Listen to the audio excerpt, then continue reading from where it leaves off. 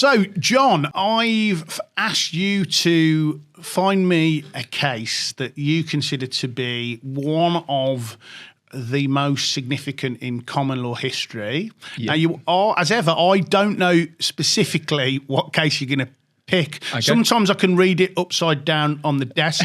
You kind of gave me some clues, spoiler alerts, in the week leading up to this, but I sort of told you, no, this always works best if I haven't got a clue what we're talking about, and just to see if I can sort of feign some deep knowledge 5 minutes in, which is normally what I try and do.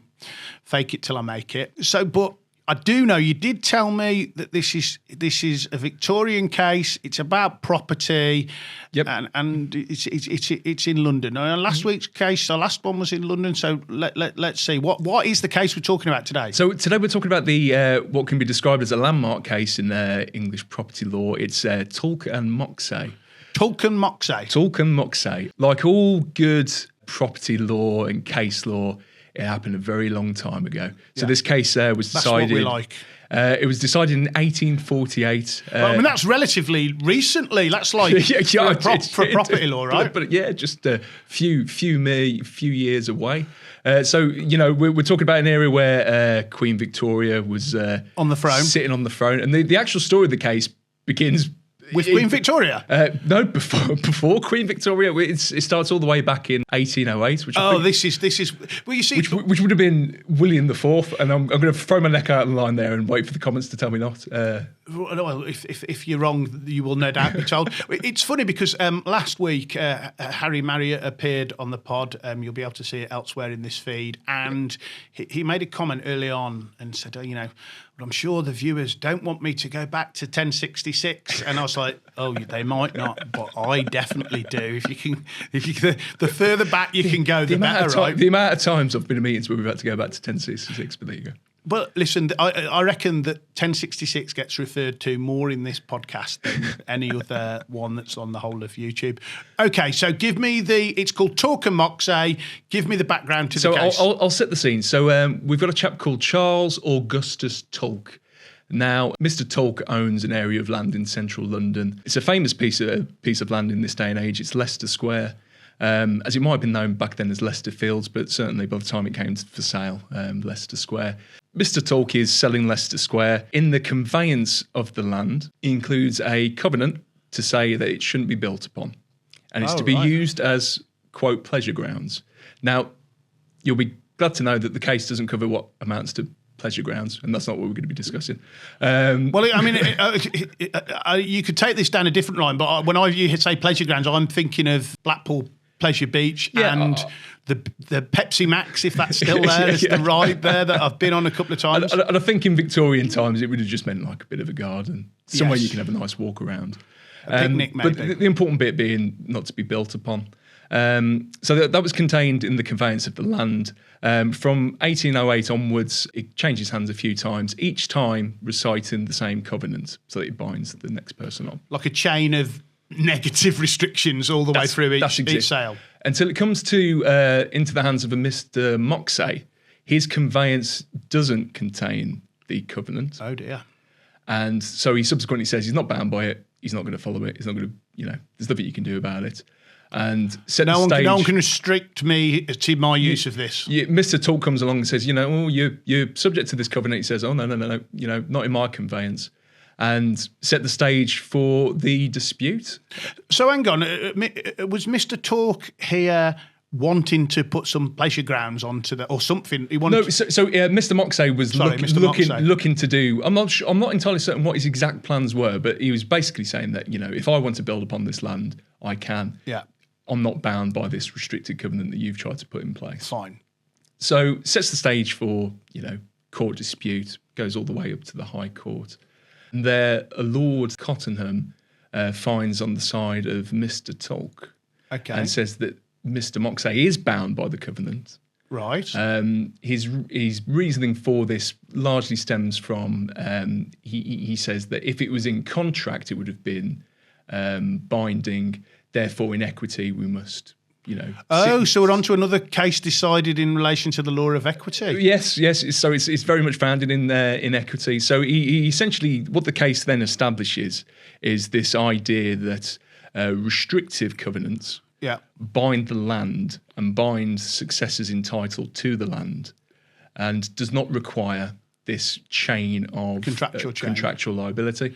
So it's almost as if the land itself acquires a sort of a legal personality and has imposed upon it a restriction that will flow through its ownership. That's exactly it. So before the case, you're only bound if it was a direct contractual relationship, or there was also what's known as vertical privity, which is a landlord-tenant relationship. Okay.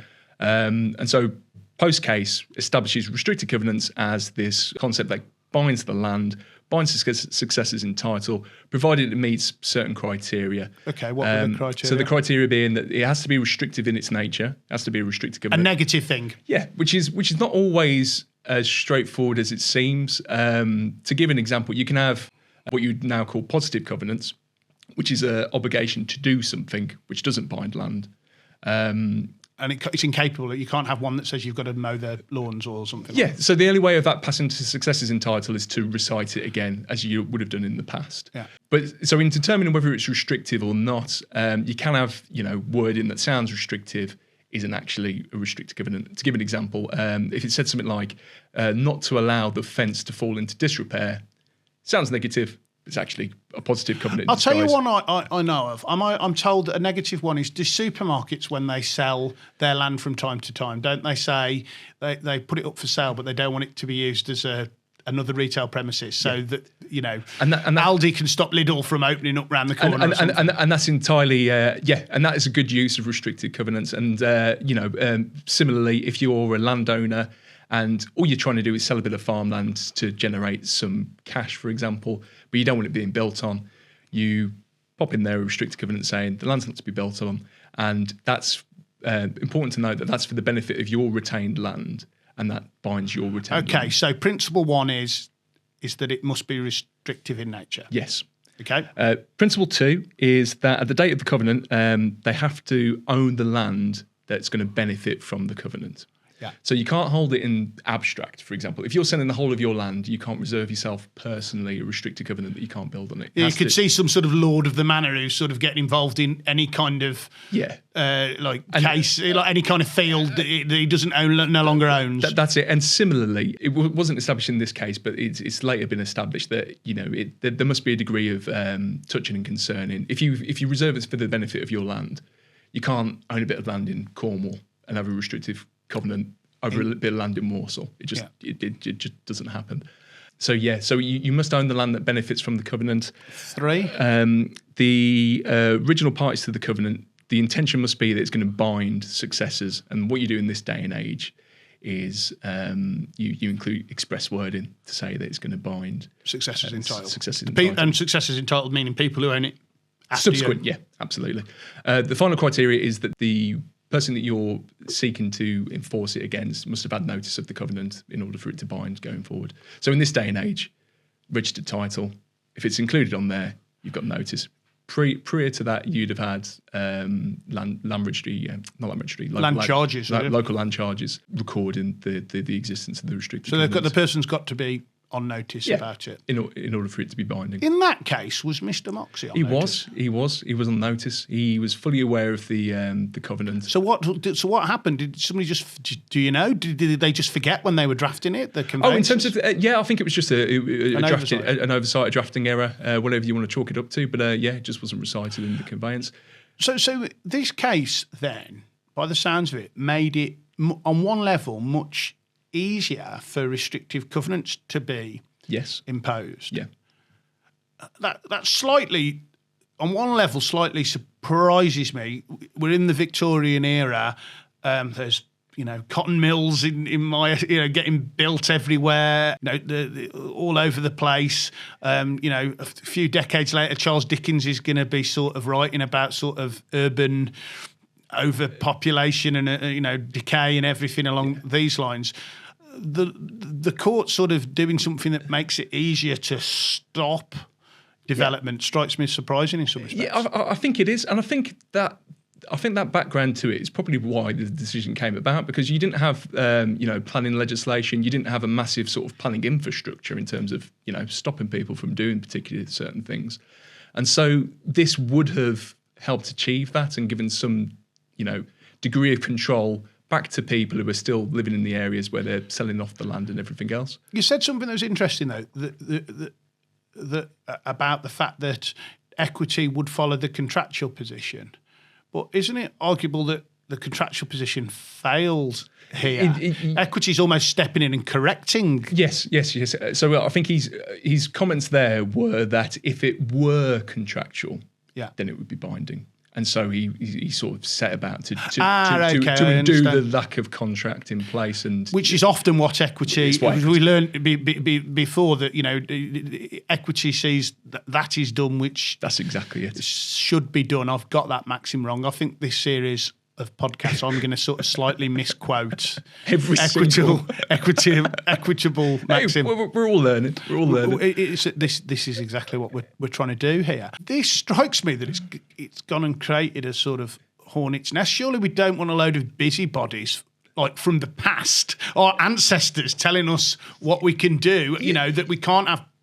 This restriction said it can only be used for pleasure grounds. Yep, and can't be built upon. And to this day, I've got it on the desk. I was going to hand it to you. I've got a copy of the Leicester Square title. To this day, the covenant's still on there from the 1808 conveyance. So what are they now saying that a Five Guys or whatever that's on there counts as a pleasure ground? Well, the actual square itself obviously isn't built on. It's just it's still a square to this day. It's probably part of the reason why it is still a square.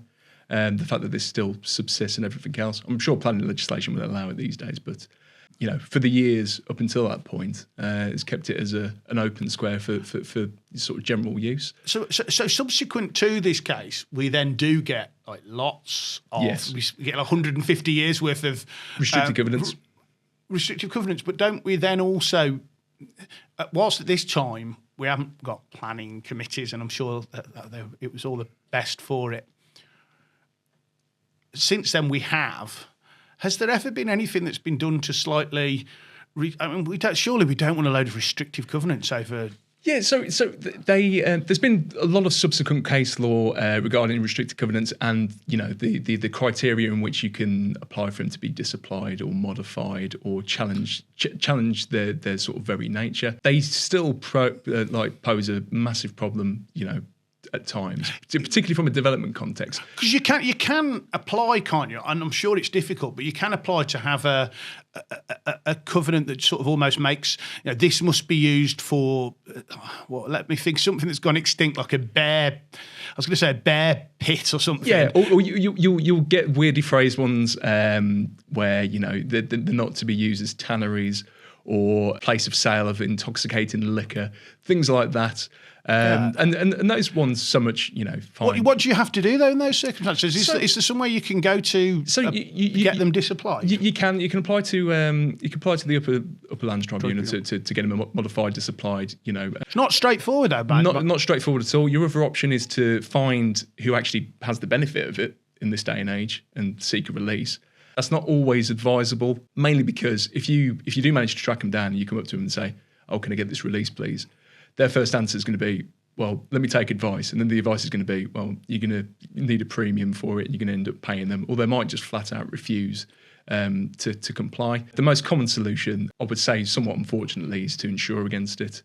I don't like insuring against issues. Okay. So, it's not been enforced for 200 years. Yeah. You can get an insurance policy that if somebody comes along and says, I want this land to be used as a tannery, then you can insure against it, and it usually costs quite a significant amount, depending on the nature. In terms of enforcing a restrictive covenant, do you typically have to have land connected to it as well? So to have the benefit of it, you also have to... Yeah, so you have to own the land that has the benefit of it. So, for example, if you don't own the land with the benefit of it, but you're aware of its existence, and you're like a neighbour or something like that, you can't step into the shoes and have a cause of action against them, saying, "Oh, there is a restricted covenant." But You'd have to buy the neighbour's property. I guess. Have to buy the neighbour's property.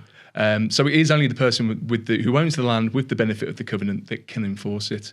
And even then, you're subject to potential challenges over sort of whether it really is truly protecting an amenity. Now, in our last episode that dealt with promissory estoppel, one of the significant parts of the High Trees case was the sort of deployment of the law of equity as a sword as opposed to a shield. And me and you will think of one particular case where that was quoted a lot, which we were unable to discuss on this podcast. But actually, isn't arguably here, and again, happy to be ripped apart by more senior property lawyers in the comments, but isn't arguably here, Tulk is using this arguably as a sword, right? It's not using it as a defence. The law, I mean, the equity is coming to the rescue of the common law. The common law has failed because the contract has failed, and equity is arguably allowing, what most people would say, well, hang on, it's just because your conveyancer cocks up in the drafting, you can't have a situation where you escape your liability, and it's allowing Tulk to, am I getting that right? Tulk, sorry. Tulk. You're allowing Tulk to go on the offensive and stop something from happening. You could see it like that, mainly because he's bringing the action, and it certainly gives that impression of a sword-like quality. I guess the flip of that is that Moxhay's the chap who's in breach. Yes. So he's defending against the breach, is what he would say. So in that, equity doesn't help him here. No. So I'm putting this into another example of sword, not shield. I'm happy for that. Again, we'll be absolutely ripped apart potentially, but listen. I welcome constructive criticism of getting the law wrong, and of course, if we're ever presented with a case like this on restrictive covenants, we will, dependent on the circumstance of the case, look into the specific case law that applies at the time. In some respects, it strikes me that this is a Victorian case which arguably, as I've said, is sort of almost taking a step backwards and restraining development rather than promoting. It has, and you do see the effects of that even today. But I do, mainly because it's the way I've sort of grown up learning it, I suppose. But I do agree with the concept. I do agree. I do agree that we do need a measure of that. It's on the one hand, I'm talking purely from a developer's sort of mindset. Cause that's all. The sort of work that you do. Yeah. On the one hand, when you're buying the land, it can be an absolute nightmare to deal with, particularly if to give a scenario, if the benefit in land has been split up, then you've got to deal with 5 or 6 potential different people. This applied to one field, and now it's 100 houses. So exactly. And so in those circumstances, you can have a bit of a nightmare dealing with it. But then on the other hand, when it comes to actually dealing with your own plots and selling them off, that could be quite handy. Every plot transfer will have restricted covenants in there to stop people parking big caravans on their commercial vehicles is a common one, albeit that's completely not complied with. Not on my estate. Absolutely. Make sure that they don't paint their houses in bright colours without approval, or leopard spots, daft things like that. Basically, to protect the character of the area, the character of the site, whilst they're still selling. And that's quite a common thing for a developer to do. And then I guess the other sort of development that happened since then, when we look at that fourth criteria of notice, having a central land registry accessible online, I could click on my phone down there and get the title to Leicester Square within a minute or two. I haven't got a username or password, so I'd have to use yours. But we could do that, right? And so that land registry almost puts the world on notice. Yeah. So versus over 150 years ago, at that point in time. The same, you wouldn't necessarily have general knowledge that was in place. No, you'd have your land charges register, and you'd have to do your land charges search when purchasing it to make sure, because as long as it was registered, that was considered deemed notice. And there's an interesting little. But was that in place way back in 1848? Oh no. No. So in 1848, it was, you know, you could see how people wouldn't have noticed. And that's Potentially, that's actually quite a high threshold burden to pass over. Absolutely.